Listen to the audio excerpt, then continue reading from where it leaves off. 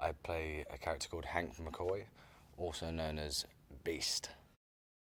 James McAvoy, who plays Professor X, and I have started up the school for the gifted, and it's going well. We're all very happy. Raven turns up at the house, 10 years since Hank has seen her. Obviously a shock. Doesn't quite know how to handle himself, as always, when he's around her. And he sees it as an opportunity to kind of help get her on side with what he's kind of aiming for, which is to convince Charles that the X-Men are necessary, and to have this kind of this unit that can fight and go out and help and protect. However, she has different plans because she's turned up with Kurt Wagner, new Nightcrawler, played by Cody Smith-McPhee, great actor. In this film, you meet Scott Summers, also known as Cyclops, played by Ty Sheridan. And so when you first meet Cyclops, Scott in this movie, he's discovering his superpower but can't control it, and so he's in a bit of a pickle. And Hank kind of has to, develop these glasses so that he can control his powers.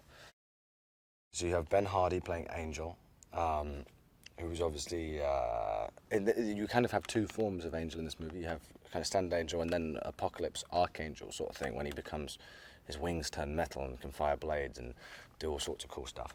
You have Olivia Munn playing Psylocke, who has like a big blade hand that can kind of cut through stuff. I don't fully understand what it's made of, but she can like grow like blades and stuff for her hands.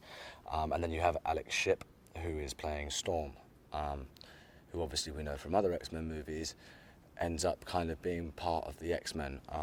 But when you first meet her in this movie, she is recruited by Apocalypse to try and clean up.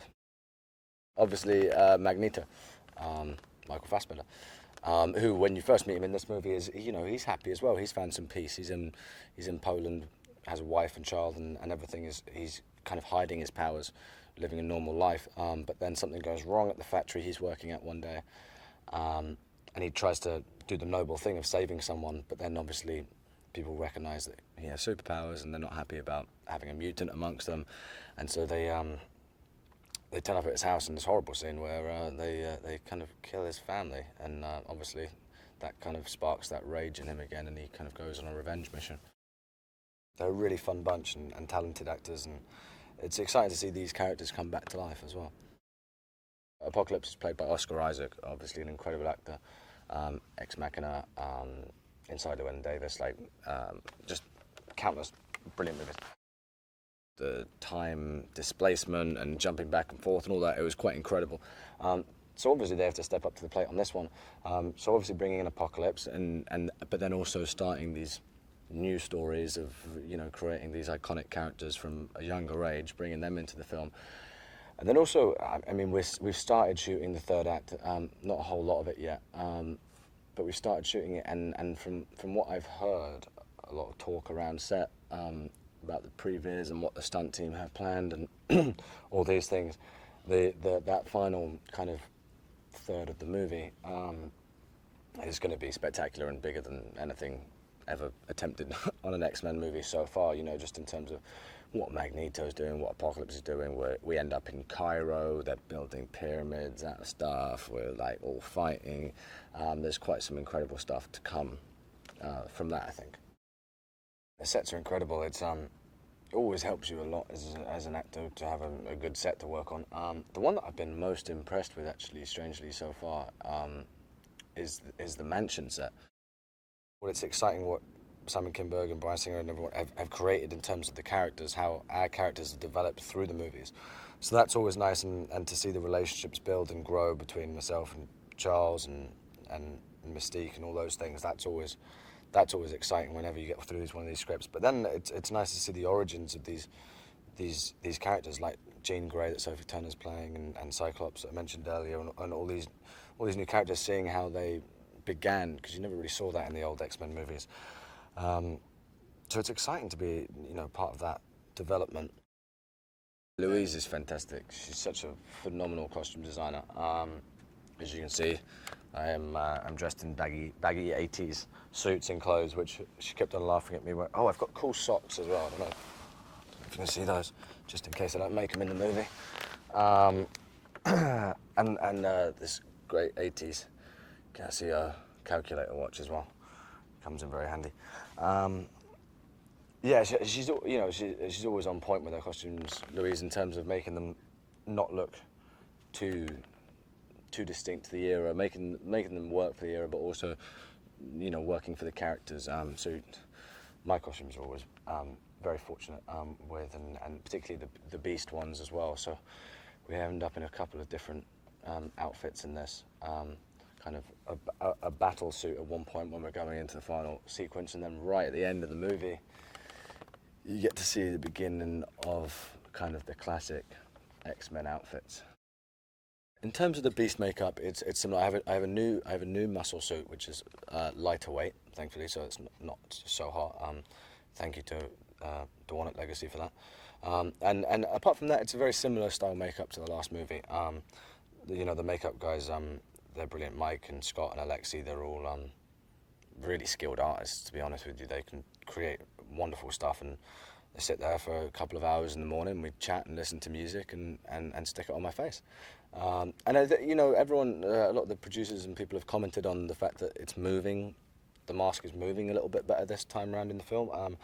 I think maybe the rubber that they're using is slightly softer, so it's easier to be more expressive with it, which is useful. And yeah. It's like without the muscle suit and costume, it's about 2 hours for the actual head stuff to be done. Yeah. The gimbals are always I find them quite fun. It's kind of like being on a ride at a theme park or whatever, where you'll be inside a jet and it will kind of throw you around, and it makes less to think about acting wise, because that when they're like, okay, and then you'll be flung forward, you are flung forward a little bit, so you don't have to pretend to do all that stuff. Rose Byrne, unfortunately, has really bad motion sickness, so I don't think it's such a treat for her. We sit in the front of the jet, and I kind of look over, and Rose will be there. She handles it like an absolute champ when she's awake, because she also spends a lot of the time, both of us do, to be fair, spend a lot of time asleep in the jet. Because we're kind of, a lot of the time the scene will be happening behind us with the rest of the cast, and they'll be like doing a dialogue scene, and you won't really be able to see Rose or I. So we'll sit there, and I'll look over, and I'll be like, all right. And she'll be like, yeah, okay, getting tired, yeah. And then before you know it, both of us are like out cold, and then get woken up by action, or sometimes cut. You get woken up by cut, and then you're like, oh, hope I did a good job in that take. Bryan's just ridiculously smart in the X-Men world. In life and in the X-Men world, he understands each character's story process and where they're going, and that's the thing. Watching him and Simon Kinberg create these stories, and then really finesse them to each character point, and then but also understanding what the audience wants in terms of huge scale action and disasters and this and that and all those things. It's creating a spectacle. People don't want to go to the cinema so much nowadays unless they feel it's worth going to the cinema. Otherwise, you'll sit at home watching a movie on your TV. So you need something huge to make it to the theatre, I think. And Bryan's a master of that. Hopefully, previous fans will still love it and enjoy how the characters and stories are developing, and hopefully there'll be people that see this that haven't seen the old ones and go, oh, cool, okay, maybe it's worth checking out the old ones, but also I like this as a standalone movie, and they're doing some cool stuff. That would be the best result, I think.